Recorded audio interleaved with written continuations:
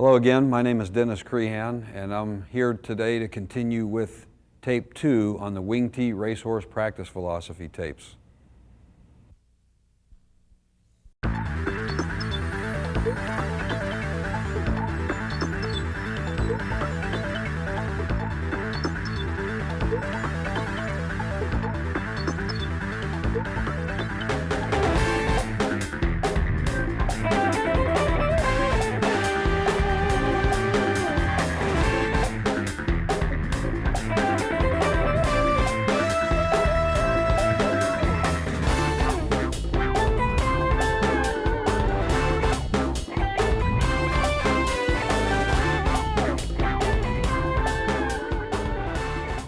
Stepping on each other, but practice plan tapes. We're going to now go through the individual part of practice and show you exactly how these drills look as they're being done on the field. It would be nice to have a whole practice field for just the offense, but if you have one field and you have to work on that one field, you can get it done and not be too much stepping on each other. But here's the first period of our practice. This is shoulder skill period. As I mentioned to you earlier, the quarterbacks during shoulder skill period will be with each other doing their arm loosening drills. So as you look at this, you're going to see, here's our offensive line coach right here, and here's all the offensive linemen. Okay? And they're going to do these shoulder skills. And notice the coach is in a centralized location. Notice that everybody on the offensive line is participating in the drill. So again, we're talking about mass teaching.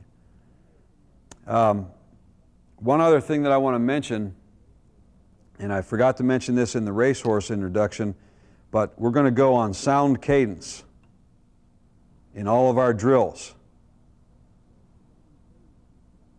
So sound cadence means simply the coach says set, and the ball would be snapped on the S and set, meaning that the first sound that center hears, as soon as he hears out of that S word, man, he's snapping that ball right now. So when they hear the S and set, they're exploding. And by using that one word or that sound cadence, you don't have to take a lot of time out of your practice by yelling out cadences. Blue 22, blue 22, set, hut, hut. You don't have to say all those words, and therefore you're going to get more reps in. So again, on sound cadence helps with the racehorse philosophy. So all this drill is going to be done on sound cadence. So everybody's doing it. Nobody's watching. So we're mass teaching.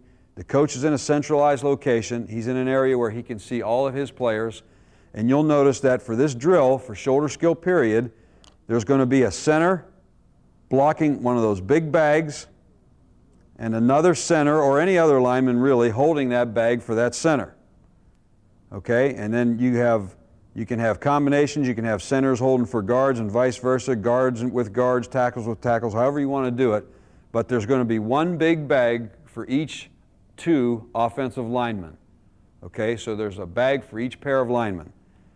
So if you have 14 linemen, as it's drawn in this practice, or in this particular drawing, then you need 7 of those big bags. Okay. Again, this is shoulder skill period.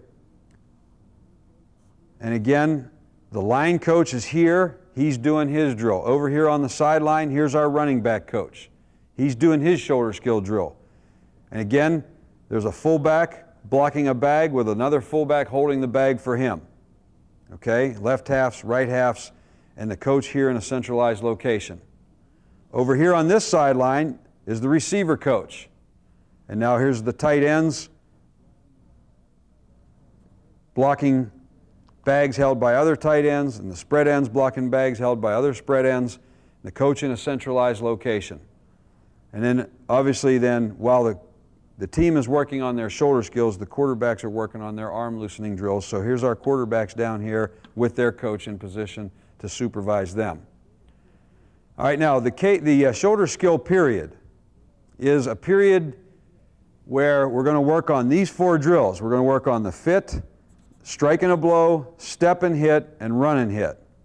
Okay? Those are 4 drills, and I've explained those to you earlier. The fit simply means that we're going to fit into the bag and fit into it exactly how we would look after we finish making the block and exactly how we would like to end up with our hips down, our eyes up, our shoulder, and our blocking surface with a good tight neck squeeze on the bag, and all the good blocking fundamentals that we want to have are present when we fit. But there's no strike. We're not really hitting the bags on the fit drill. We're just fitting into the bag and showing these players how they're going to look when they finish. Okay? When we do the fit drill, this center will go, he'll fit in with his right shoulder, then he'll fit in with his left shoulder, then the coach will say switch, and the other center who's been holding the bag, he'll come down, get in a 6-point stance. This center goes back, and now it's his turn to hold the bag. All the way down the line. So coach is going to say set, and when he says set, all 7 of those blockers are going to fit into the bag with their right shoulder. Now, as they fit in, he has a good centralized location. He can see all of his players, and he will make quick, meaningful corrections to anybody who needs it. He can say, Joe Smith over here, your butt is not down. Get your butt down or your hips down. Roll your hips through the block, whatever. Now that particular guy knows, okay, I've got to fix that. So he makes that correction, and now we're on to the next drill, okay? So these first 7 blockers, they'll go with their right shoulder, then they go with their left shoulder, then the coach says switch. Now those 7 get up, they go hold the bags, and the 7 bag holders come down, and now it's their turn to do the drill. Now they'll do the fit drill. Right shoulder, left shoulder, switch back around. Now we go to the next drill. So the next drill is strike a blow. And now they're going to, all 7 blockers are down in a 6-point stance. Now the coach says set. On the S in set, they all fire out and they actually strike the bag. Now here there is contact being made. We want these bags to be, the bottom of the bag to be on a yard stripe or a yard line or a sideline, something where there's a line there, okay? The bottom of that bag should be intersected by that line.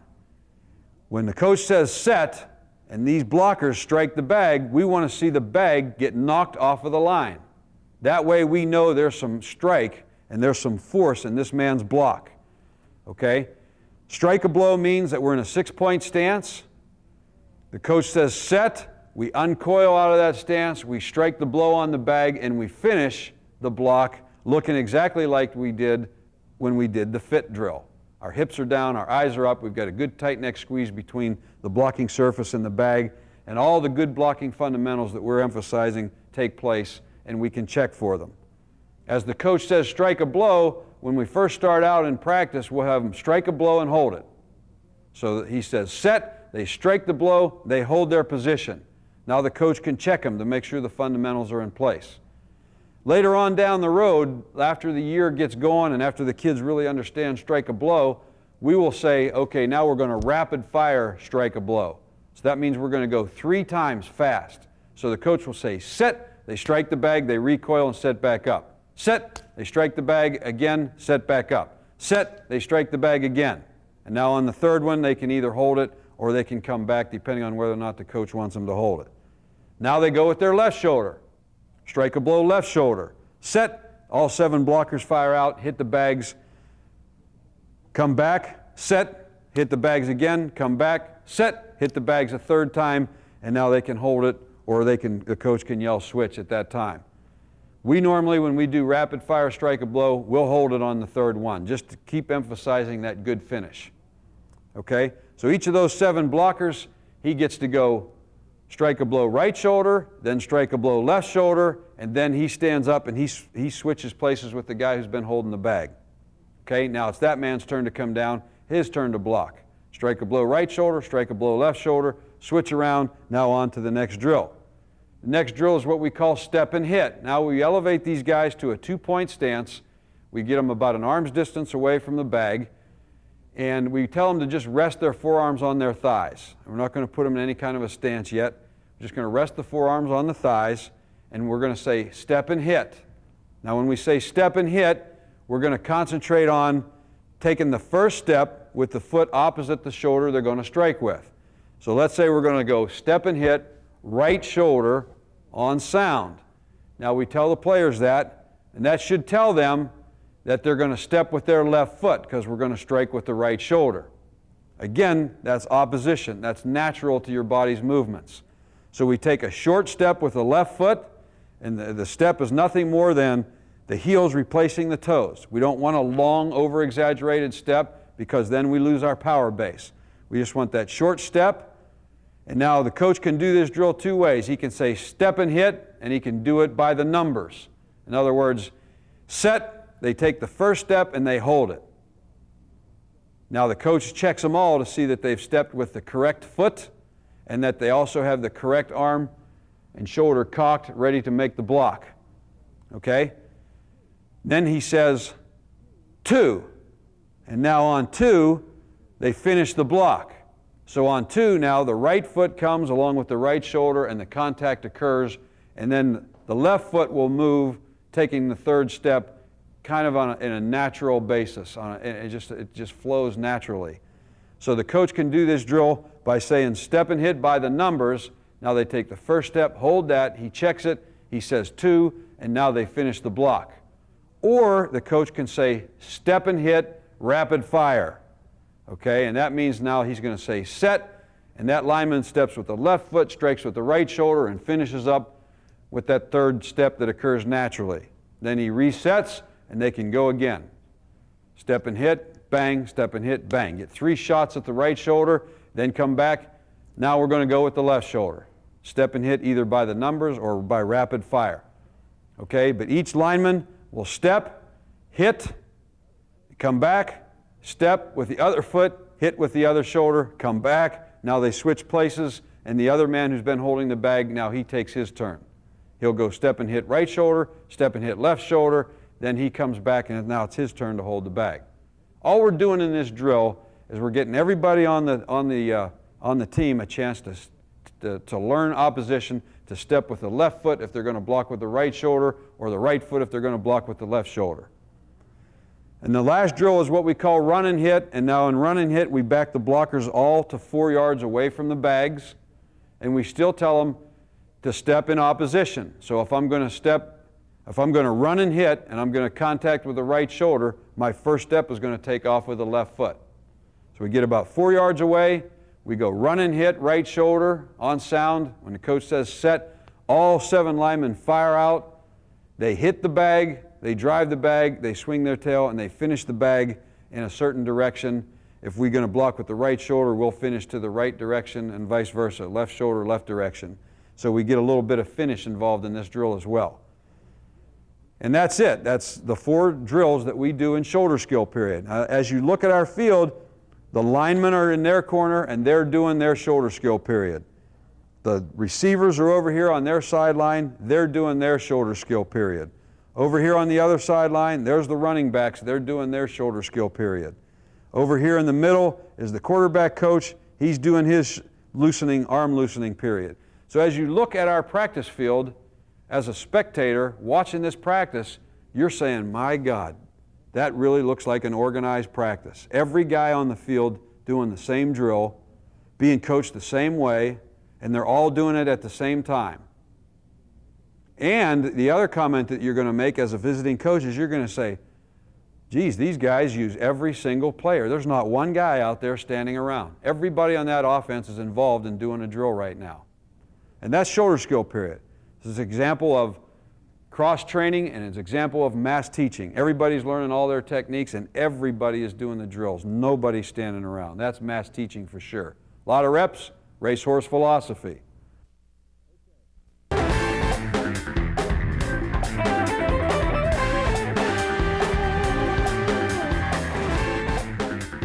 Period.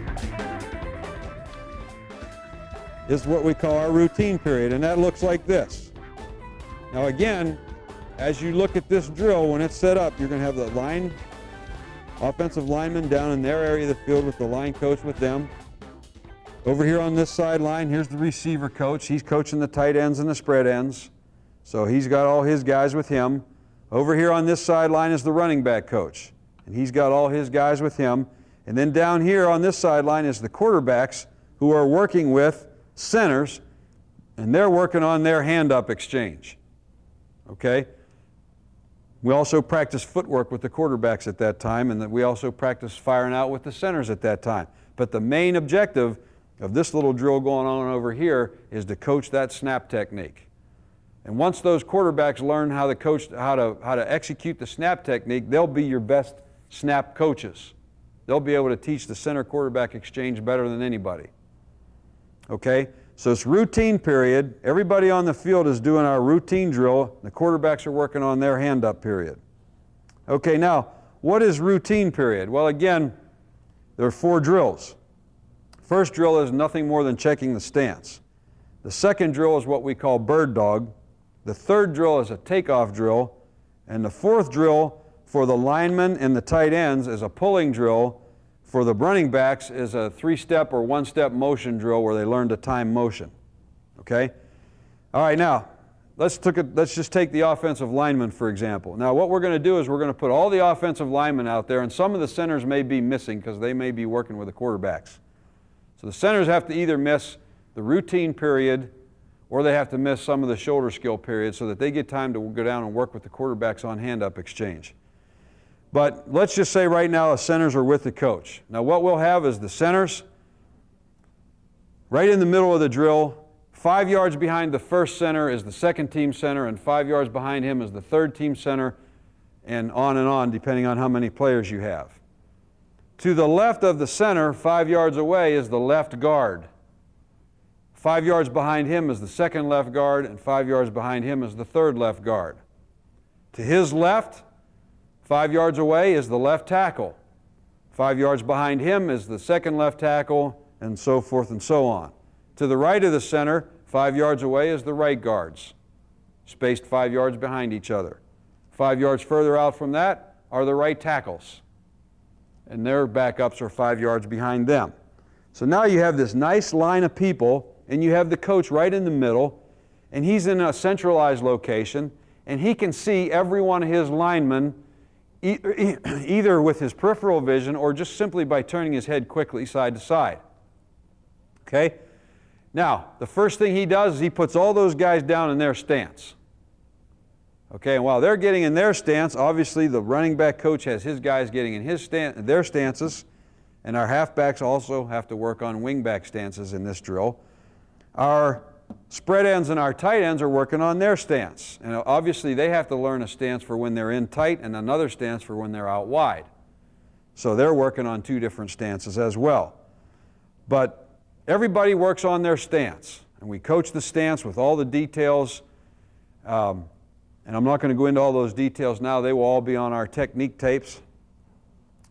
But the first drill and the very first thing that each coach does is he works on the stance, and he coaches whatever fundamentals are important to that guy's stance. We are constantly emphasizing good stance because we believe when the stance breaks down, so does the technique. All right, the next part of the drill progression is what we call bird dog. Now, the bird dog drill gets its name from bird dogs who hunt out in the woods, because when you take those bird dogs out in the woods or out in the fields, and they see or they smell or they have a suspicion that there's a bird out there, you'll see them get down in a crouch stance. Their nose is looking straight ahead for the bird, and their tail is pointing straight behind them for the bird. Well, when these players do this bird dog drill, we're going to have them take 1 step and hold it. That's what bird dog means. Now, when they're in their stance, they're going to fire out and take the first step and hold it. Now again, the first step should be no more than the heels replacing the toes with whichever foot the offensive coach is deciding to work on. Again, he can step straight ahead, 45 degrees, 90 degrees, pull step. They've got lots of different steps they can work on, but they take the step and they hold it. Say we're stepping with the right foot and we're going to step straight ahead. Okay? Then the coach says, straight ahead, a bird dog, straight ahead, right foot on sound. Set, and that lineman fires out, his right foot steps straight ahead. Now, as he does this, he's going to hold his position. When he holds his position, his chest should be down on his thighs. He should be nice and low. He shouldn't take his step and raise up in the air. He should be nice and low. And we tell him, if you step with your right foot, you throw your right arm hard behind you, and your left arm naturally will follow, and it'll point forward. So as the lineman holds his step, his chest is down on his thighs. If he stepped with his right foot, his right arm is pointing behind him, and his left arm which is in opposition, is pointing straight out in front of him, and now he looks like a bird dog out in the fields, pointing to his bird. So they take that step and they hold it. Okay? Now the coach checks, all right? Is he overextended with his first step? That's one thing he has to look for. Did he step with the correct foot? It's another thing he has to look for. If he stepped with his right foot, did his right arm throw hard behind him so that he has opposition? Another thing the coach is looking for. Okay? And now, by having a centralized location and the ability to see all his players, a man or a lineman who stepped with the wrong foot or has the wrong arm forward stands out like a sore thumb. And from his centralized location, he can say, Joe Smith, your wrong arm is forward. Or Pete Jones, you stepped with the wrong foot. He can make those quick, meaningful corrections, and the guys have to fix themselves, and then they get back in their stance and they go again. Now we'll step straight ahead with the left foot. So straight ahead right foot, straight ahead left foot. 45-degree right foot, 45-degree left foot. 90-degree right foot, 90-degree left foot. Pull step right foot, pull step left foot. Any particular footwork that coach wants to work on, that's up to him. That's why he's the position coach. He's got to know what his team needs to work on. Okay? So they're going to work on all those footworks, and when we first do the drill, we step and hold. And we look just like that bird dog. Now, after the kids have this pretty well down, and the offensive lineman or whatever position you're coaching has this pretty well down, now we'll say, okay, we're going to do bird dog, right foot, straight ahead, but we're going to rapid fire. So again, the coach now will say, set. The player takes his first step and then resets back in his stance. Set again. Set again. And on the third one, we can hold it and look for that bird dog. Or we can reset and and go to the next footwork. Okay? But now you're mass teaching. Everybody in your unit or in your position group is doing that particular drill. So there's no time wasted. Everybody's getting all the footworks accomplished, and they're all learning the drill. While he's doing that, the receiver coach is down here doing his drill, and while they're doing that, obviously the backfield coach is doing his drill on his sideline, and of course your quarterback coach is coaching the centers and the quarterbacks on the hand-up technique. Now that's what happens during routine period. Those first 2 periods of our practice, I mean, every guy on the field is active, no one is standing around, and all of them are doing the same drill the same way at the same time, being coached with the same words. Now, if you execute this in your practice plan, you will look like a well-coached football team. And make sure you invite your president or your superintendent or your principal out while this drill is going on, so that guy can say, wow, that's an organized practice. You'll make a few points with the guy that's hired you.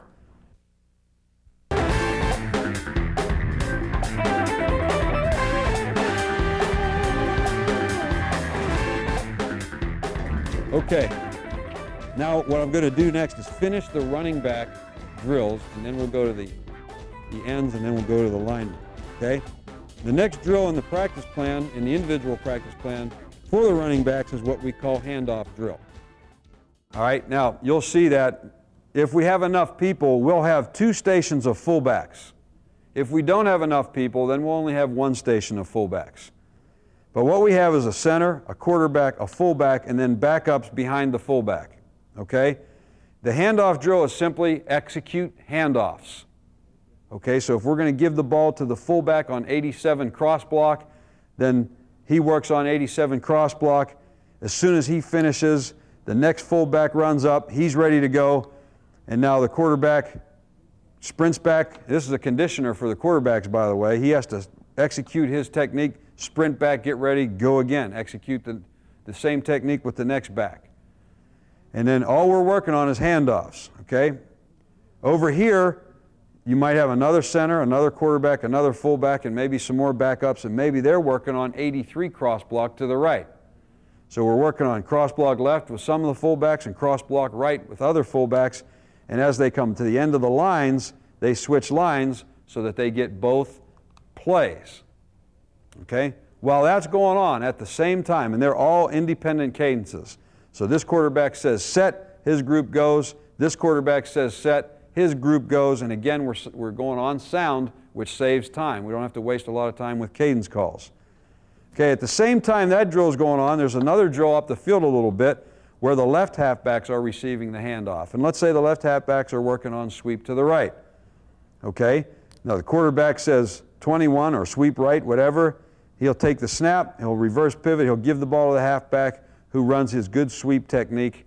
And now the quarterback has to sprint back. The next halfback jumps up, he gets in line, he's ready to go. Now we run sweep right again, sweep right again, sweep right again. Over here, at the same time the other drills are going on, we have our right halfbacks and they're running sweep to the left. Now, they don't have to run sweep and the fullbacks don't have to run cross block. It's anything where the quarterback hands that man a football. It is amazing how many reps you can get in a 5-minute handoff drill period. In fact, we get so many reps that we give the fullbacks at least 2 different plays in every practice to work on, and the same with the halfbacks. They might work on sweep for a little bit of time, then they might work on the off-tackle power. Fullbacks might work on guard trap, whatever. It's whatever play that your backfield coach thinks those guys need to work on. And it's nothing more than the handoff taking place. 2 halfback stations and 2 fullback stations, or if you don't have enough people, then just 1 fullback station. And if it's just 1 fullback station, they go to the right one time, the left the next time, and just keep alternating back and forth.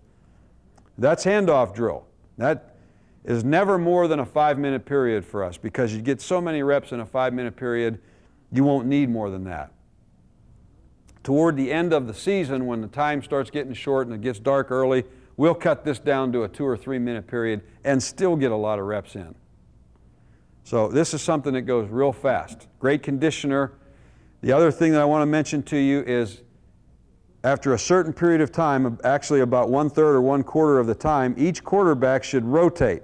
And the quarterback coach should yell, "Quarterbacks rotate," and now each quarterback goes to the next drill. And those guys just rotate with the clock, and they rotate through the drills, and now they're making sure that, okay, I got a few reps on the sweep, now I'm going to go down there and get a few reps on cross block to the left, and then I'll go get a few reps on cross block to the right, and then I'll go down and work on sweep in the other direction. And by the time that period is over, those quarterbacks have had a chance to rotate through all the drills. Okay, so they're getting reps on every one of the techniques, and the backs are just going over and over and over again, the same plays, rapid fire, fast as you can go. Cadence is on sound. Don't waste time with cadence. Get as many reps in as possible. Okay? The next part of the backfield practice plan is what we call pitch drills. All right, and there are 2 stations during pitch drills, and both stations are working on option plays. Now you might notice these little diagrams that I have here with the little colored spaces on them. Those are called spacing boards, and we use those in all of our drills so that we're lined up correctly. The spacing boards are simply this, and we prefer these boards to fire hoses because they're easier to work with. But a spacing board is 1 inch thick, it's 4 inches wide, and it's 16 feet long. And we have spaces painted on there for the offensive guard, the offensive tackle, and the tight end. And those spaces are painted whatever color we want them to be painted, and then the spacing between those people is painted in white. So the 2-foot split is painted in white, 2-foot split for the tackle is painted in white, and the 3-foot split for the tight end is painted in white. And then we use 3 feet to mark the body for each of those players. And those are nothing more than spacing boards, and we haul those around, use them on the field all the time. We'll have 10 sets of spacing boards, which means 20 different boards, and rotate them through all our different drills, but we'll almost always, unless we're going 11 on 11, we're going to have those spacing boards involved. Okay, now pitch drills, you'll notice that we're going to have the left halfbacks here with the backups behind them, a couple of the fullbacks here, quarterbacks with one of the quarterbacks to be a pitch read, and a center. Okay, and we're going to snap the ball to the quarterback who's going to run an option play to his right. Now I have trap option diagrammed on this particular overlay. Okay, the fullback now is going to fake over an imaginary ball, give the picture of the trap, and he will block because he's a blocker on this play. So another fullback will hold one of those big bags over on that side of the line of scrimmage, and so the fullback's not wasting time down here. He's actually getting work on his block on that particular linebacker or that particular area that he has to block. The left halfback is working on getting in pitch relationship with the quarterback, and what we want is we want him 5 yards out in front of the quarterback and 3 yards deeper than the quarterback. We've been through this by looking at 5x2 and 4x4, and we've decided that that's the best for us. It still gives you a pitch that's out in front of the back so that he can catch the ball running downhill, and it still gives you enough depth away from the line of scrimmage that one guy can't knock down your pitch, and now you have one playing two. Okay? And the quarterbacks now will execute their footwork for the trap option, come downhill, and have another quarterback standing there to be the pitch read. And again, we tell those quarterbacks to challenge each other, make it harder on each other in this practice that it's going to be in the game. Okay? And so the quarterbacks learn to snap their heads around, they learn to pitch the ball correctly, they learn to make their pitch reads correctly. And we tell the quarterbacks when they run option, pitch the ball unless. You're going to pitch the ball every time unless that key runs straight across and tackles the pitch back. Then you can keep it. Okay? Or unless he skates outside real fast, he's trying to show the picture of playing cat and mouse with you, but then sprinting to the pitch. We tell the quarterback in that case, sprint at him, give him a little fake, a wrist flip on the football, tuck the ball and turn it up under, because that guy's going to run to the pitch as soon as you give him that little fake. So you're going to pitch the ball unless they're taking the pitch away. Then you're going to keep it.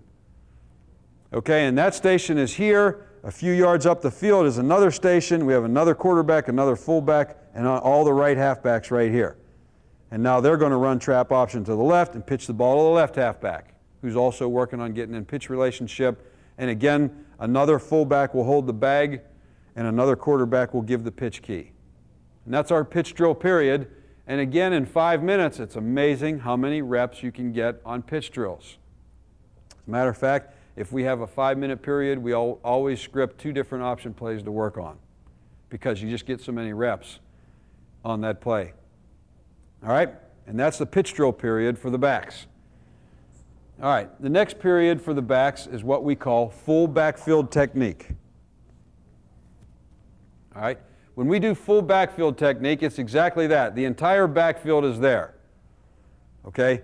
We have our left halfbacks, our right halfbacks, our fullbacks, and we have the backups back here lined up behind them, just waiting to go on the next rep. Same with the quarterbacks. Now, let's say we're going to work on 983 cross block, which is the play I have diagrammed here. All right, in 83 cross block, the right halfback is going to take that little quick jab step. He's going to dive through the hole, and he's going to block an inside linebacker. So during this drill, we tell another right halfback, you go over there and you get one of those big bags and you hold the bag for your buddy. Okay? And then when he blocks you, he will hold the bag and you can run to the back and you can get in line. So now, we're not just running through plays and running to air, we actually are executing the assignment that we have to execute. So since the right halfback is a blocker on this play, he'll block. The fullback has to take his good cross-block footwork, receive the handoff, and then he'll break inside or outside our tackle's block. So in order to simulate that, we put another fullback over here with the bag. Now the fullback obviously has the ball and is not a blocker, but the other fullback takes the bag and he'll move it inside, which means that the back should cut to the outside.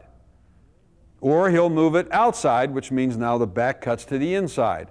So the fullback is executing his key read or his option run on the defender, and he's practicing that, and we merely have another fullback take the bag and move it inside or move it outside.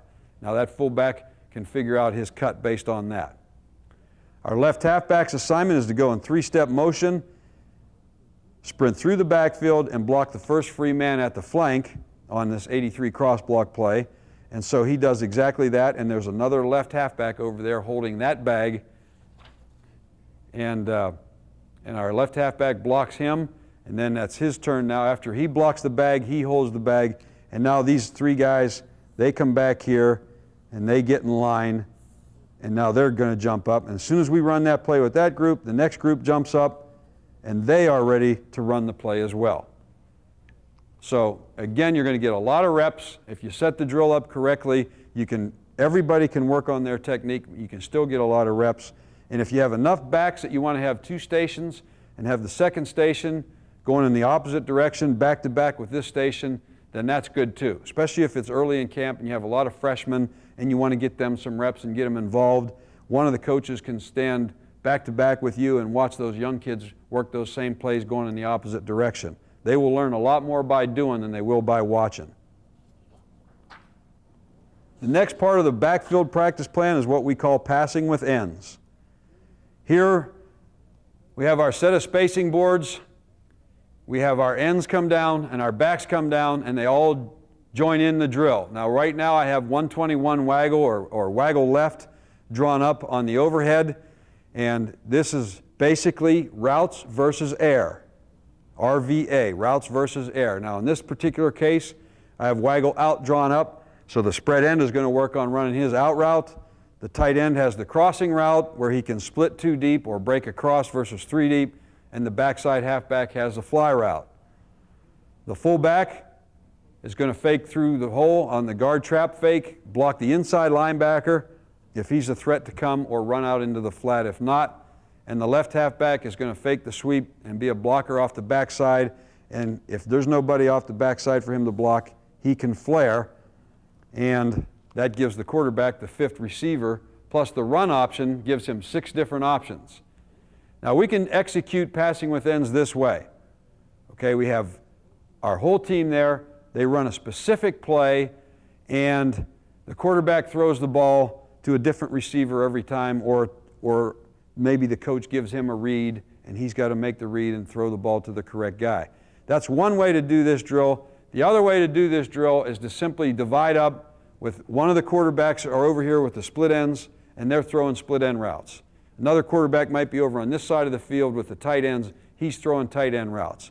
And another quarterback's going in an opposite direction, and he's with the halfbacks and he's throwing halfback routes, and another quarterback might be with the tailbacks throwing tailback routes. And so routes versus air can be done individually, or it can be done as a group like this. It can be group or individual, whichever you prefer as a coach. And I can tell you this, we have done this drill every day for a couple of years now, and every day it's different. Sometimes we like it with the group going, and sometimes we like it with individual routes. You get a lot more reps and a lot more balls caught when you're throwing individual routes, obviously. But sometimes you need to have the whole picture there for a particular play too, and that would be the reason for running routes versus air with a whole group. Now the last part of practice for the backs is 4 corners and pass pro. All right, now in this drill, at one end of the field we have our fullbacks, and they're down at the far end of the field, and they're working on blitz pickup. Now the defense needs to cooperate with us, and every day they'll send one set of linebackers down for those fullbacks to work on blocking. And what we do is we have the fullback, let's say he's going to double read. Well, he'll step to check the inside linebacker, and if that inside linebacker's coming, he blocks him. If that inside linebacker's not coming, then he steps out to block the outside linebacker, and now if that guy's coming, he'll block him. If neither guy comes, they can release into a pass pattern. But that's what we're doing here. We're going to pass protect against a linebacker blitzing, and we'll tell the fullbacks, okay, you're going to the right side this time. Next guy comes up, he'll go to the left side. Next guy comes up, he goes to the right side. And so they're alternating sides, so the defense alternates sides and they get a chance to work. We tell the defense, both of you look like you're coming, but one guy comes and the other guy doesn't. Okay, now the fullback has to really step and check both guys. So he gets practice at not only pass protecting, he gets practice at double reading as well. But he's down there, the fullbacks are down there. Not all of them, some of the fullbacks will go catch balls too. But they're down there working on pass protection, blitz pickup, whatever have you. Now the 4-corner drill is down toward the center part of the field and looks like this. It's simply 4 quarterbacks throwing routes versus one-on-one coverage by the defensive backs. So just to give you an example, let's say here on the left side, we have a center snapping to a quarterback who drops back and he throws a ball to a split end. Now there's a defensive back out there and he's covering that split end. Split end can run any route he wants, out, curl, post, fly, anything he wants to work on.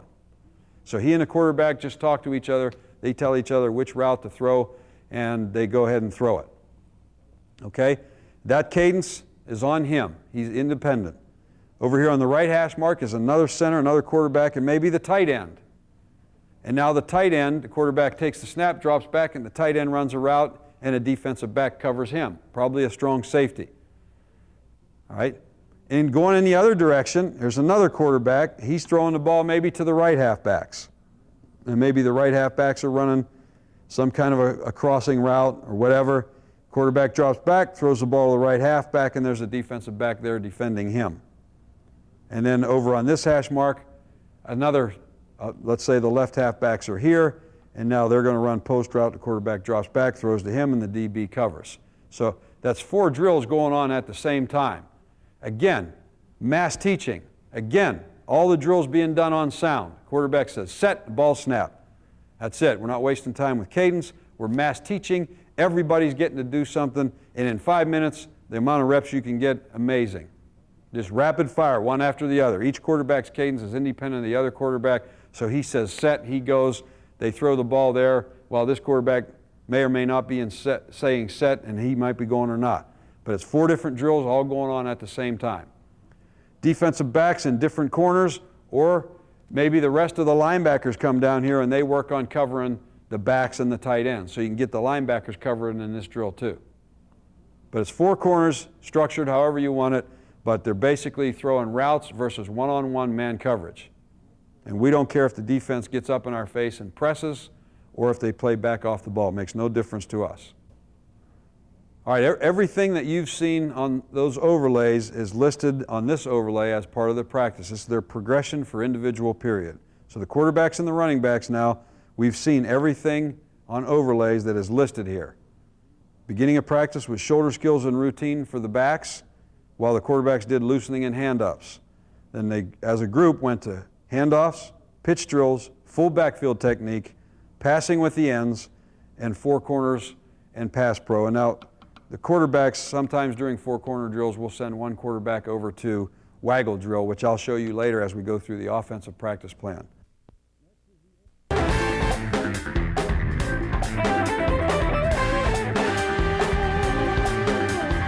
Next is the end. We need to now go down through what the ends do in their practice plan. And the first thing I'll show you is their blocking technique period.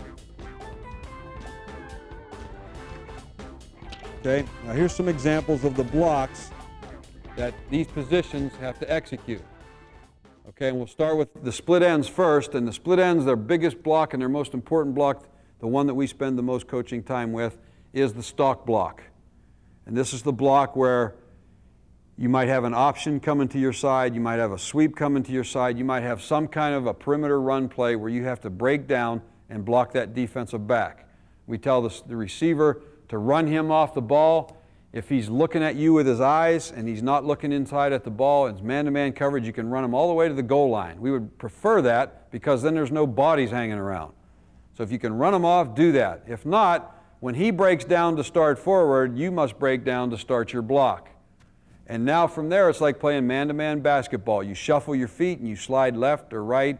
You take the man on and you block him like you're playing man-to-man basketball. All you do is stay in front of him, keep him between your legs, and keep shuffling your feet so that you can keep that man between your legs. If the defender is real aggressive and is going to run you over, then as he approaches you right at the last second, you cut him. Now you can cut. That's legal, that's face-to-face, you're not cracking from outside in. That's a legal cut block for us, okay? And that's the stalk block. The second block for the spread end is the crack block.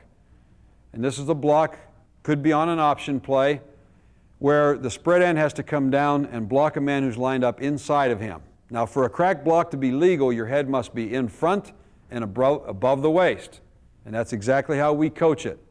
Head in front, head above the waist. You cannot cut this guy. That's an illegal block. And one time, we talk about communication breaking down on the part of the listener in meetings. One time we had a split end, not paying attention in meetings, and he went out there and he cracked a guy below the waist, and luckily for us it wasn't seen by the referee, and hopefully he didn't injure the other player. But you just don't want that to happen. You want this block to be ethical and moral and legal, but you also want it to be nasty. And we're not going to slow down. We're going to run right through this guy. We're going to make this as vicious a hit as we can possibly make it, but we're going to still make it legal. Now, to execute this block, we tell the spread end to come flat down the line first, because the defensive back he might have to crack block on might be really aggressive and might be sprinting toward the line of scrimmage. And if that's the case, that split end might have to come flat down the line all the way to make the crack block right on the line of scrimmage. If he has to do that, he has to do that. So he'll come flat down the line and now adjust to the defensive back. If the defensive back is not overly aggressive, now he'll adjust his angle on an uphill course to go get the defensive back. Again, we will block him with the head across the front and above the waist, and our ideal position is right at the hip, because a defensive man nor any man they have no strength at their hips. All right, the third big block that the spread end works on is what we call a cutoff block. Now here's a case where the play is going away from him. It's going to the other side of the offense, or it's at least going up the middle, but it's definitely not coming to him or to his side. It's going either up the middle or it's going outside in the other direction. In this particular case now, the spread end has to get inside out body position on a defensive back. So in order to execute this block, obviously if it's man coverage and he can run him off, that's great. So he can release straight up the field and run the man off. If the defensive back is playing zone and he's got his eyes back inside, when he sees that run play go up the middle or to the other side, he's going to take off and start chasing that run. So in order for you as a spread end to make this block, you've got to take off on that angle that will intercept him. Now, in this case, we want a right shoulder block. Okay, so we want the head to the inside of that defender. So the picture that I have drawn is a spread end with a play coming to his left, and so he's going to try to get inside out on the defensive back and actually use his right shoulder. We want his head between the ball carrier and that defensive back. That would cause him to use his right shoulder. All right, the fourth block is called a down block. Now this is a block where the spread end might have to come flat down the line of scrimmage and block a defensive man lined up to his inside. It's like a crack block, exactly like a crack block, but now it's going to happen on the line of scrimmage and to a defensive end or an outside linebacker. In this particular case, we will line the split end up in a 4-yard alignment. He'll only be split 4 yards from the tackle. Otherwise, the block's basically impossible to make. Now, if that outside linebacker or that defensive end is a guy who's going to seal the off tackle hole against us, then we're going to try to go outside of him. And so one of the ways we can do that is bring the split end flat down the line, and while he's sealing that off tackle hole, here we come, bang, we hit him right at the hip with the same technique we used when we executed crack block, head above the waist and across the front. And now he comes down and he blocks that guy. And I've seen little guys block big guys because they strike at the hip where a man has no strength, and also because of that man's reaction, he's sealing down inside off tackle, so his momentum already is taking him in that direction. Now the split end merely needs to come down, get a good piece of him, and keep his momentum going in the same direction it's already started. Off of that down block is the last block that we work on with the split ends, which is called a wall-off block. And in this case, we're going to set up or give the picture of the down block. We're going to come flat down the line of scrimmage like we did in that previous diagram, but now instead of blocking this man, we're going to come flat down the line, act like we're blocking him, and then climb vertically to cut off the inside linebacker who's scraping from inside out. And obviously when we do this, we're thinking that this outside linebacker now is going to penetrate into the backfield. He's not going to let us block down on him. And so now the play we'll run here is something where we run inside that outside backer or defensive end. Let him penetrate. We trap him out or kick him out with a back, and now we turn the play up off tackle or inside of him. And now our split end can help us with the block by walling off on an inside backer. Okay, let's look at the tight end blocks now. Okay, the tight end has to learn some of the offensive lineman blocks. So he's going to learn whatever offensive lineman blocks he's assigned to execute. Now, how do you know which ones to teach him? Well, you just go through your playbook and draw the plays in and look. Okay, on this play he has to block down. On this play he has to block his gap. On this play he has to post block. On this play he has to fire block. And you just make a list of all the blocks that he has to execute based on whatever plays you have in your playbook, and now you got to teach him. So these are the blocks that are pretty common for a tight end. The first one is what we call a gap block. Now here's where he has to block down on a defensive tackle or a defensive end, some man who's lined up inside of him. He's got to block down. That man is penetrating into the backfield, and he knows it, so he's got to block flat down the line of scrimmage and block that man with his head across the front and cut off penetration. We tell that guy use a pull step. He pull steps flat. He steps down the line of scrimmage, head across the front of the belt buckle, and he finishes that block in this fashion, right down the line of scrimmage. That's his finish angle right there. Okay? The next block is a down block. The difference between a gap block and a down block is simply this. If I'm blocking gap, I've got to stop penetration. If I'm blocking down, I don't anticipate penetration from this man. I'm going to block down on him and keep him from fighting to the outside where we're running our play. So when I block a down block now, I'm going to step for the defensive man's hip, and my head is going to go behind him.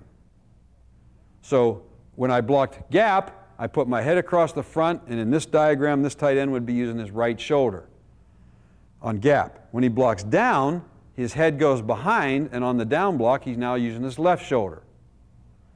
And again, remember, always, if you're blocking with your right shoulder, step with your left foot, and vice versa.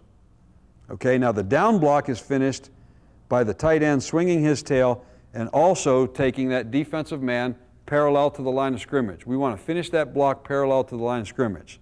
So as he makes contact and starts to drive the defender, we want him to actually swing his tail so his butt swings into the hole and he finishes the block down the line of scrimmage. The next block is a fire block. Now, here's a situation where the defensive end is lined up on his outside half, the outside half of his body. In other words, he's shaded to the outside. We've got to block this man, and we've got to turn him back to the inside. So as we block, we're going to fire step, which means we take a 45-degree angle step. Our head goes to the outside, so in this picture, this tight end would be blocking with his left shoulder. Now, when he executes his fire block, he takes that 45-degree step, his heels replace his toes are still north and south, his shoulders are still north and south. Now on his second step, he takes his left foot and he drives his left foot and his left shoulder right through the middle of the man. In fact, the left foot is going to step right down the middle of the defensive end's body, right through the crotch. And we're going to try to knock this man off the line of scrimmage, and we want to finish him in this direction. I'm going to take him back on a 45-degree angle, and then if we can swing our tail and finish him in that direction, that would be great. But first thing we want to do, first things first, is knock the guy off the ball. Knock him off the line of scrimmage. Okay? The next block for the tight end is a post block. Now he'll have to do this on 31 sweep, which is our power sweep. And he will post that defensive end or that outside linebacker that's lined up on him, and the wingback comes down and he leads or double teams on that man.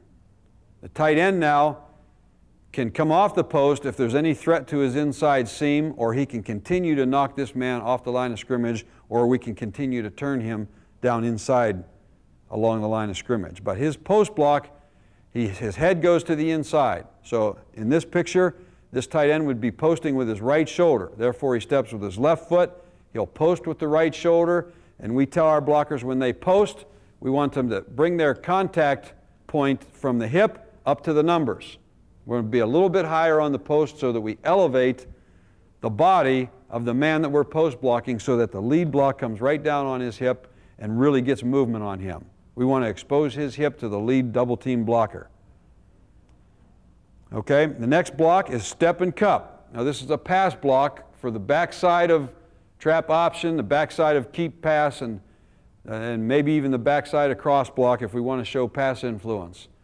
But here, this is a situation where the tight end will step inside to protect his inside seam and then cup back.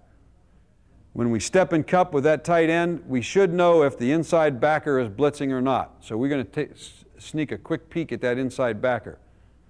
If he's blitzing, we definitely have to stay in and block. If he doesn't blitz, now we quick turn our attention to the outside backer. If he blitzes, we've got to stay in and block again. If both of those guys would happen to drop into coverage, then the tight end on some plays, not all of them, but on some plays, he can release then. He can run a delayed release into the pass pattern. But if his assignment is purely step and cup, then he's just going to be a pass blocker. All right, the next block is a wall-off block. For a tight end now, some of you run counter crisscross or counter, where the guard pulls the trap and the tight end will pull through the hole and wall off on a linebacker. This is where we practice that wall-off technique. Now, in these plays, it's a counter play, so the backfield action is going to be to the outside of the tight end, and the backer that he's supposed to wall off on should react in that direction. So as that linebacker begins to react, the tight end will pull flat, turn up where the double team is, and then get inside out position and wall off on that linebacker, who by that time should have reacted back to the counter or the counter crisscross or whatever, and will be coming back inside trying to make the play. So as the tight end pulls, he should pull flat down the line, turn up nice and tight where the double team is, but as he pulls, he should keep his eyes on that linebacker as best he can. All right, and then one more, we'll have the tight ends work with the offensive lineman and work on what we call lead post inside out, meaning simply this. One blocker will lead, which is our double team, one blocker will post, and one blocker will pull and trap inside out. So this blocker is blocking down left, or that's lead technique. This blocker is blocking post, and this blocker is blocking trap right. And we can work him right in with the offensive lineman on lead post inside out days. And you notice that the post blocker and the lead blocker, one of those two comes off on the inside backer, or the man off the line of scrimmage. If that man blitzes up inside, then the post blocker should come off and take him. If the defensive tackle stunts inside and the inside linebacker stunts outside, then the post blocker should take the defensive tackle and just wash him down inside, and the lead blocker, as he sees that man disappear, should now climb and cut off the inside linebacker or wall him off. That's our lead post inside out technique, and we want our tight ends to work on that block with the offensive lineman. Okay, I also have written in here that the tight end must learn all the spread end blocks.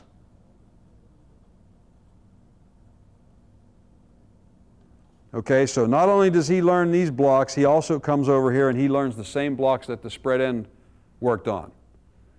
So during his practice plan, he will work sometimes in blocking technique period right along with the spread ends.